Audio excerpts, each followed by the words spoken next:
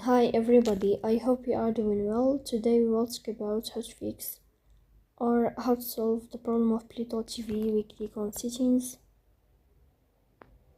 Here on this page you click on apps, default apps, app settings.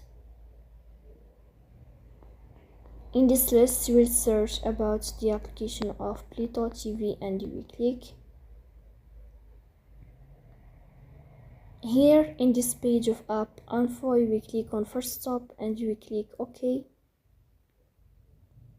Here you will enter to the window of storage.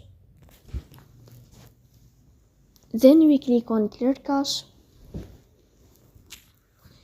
In the end you will turn off your phone and you will restart your phone again to fix that problem. So please don't forget to support us by like and subscribe. See you next time and thank you for watching and your attention.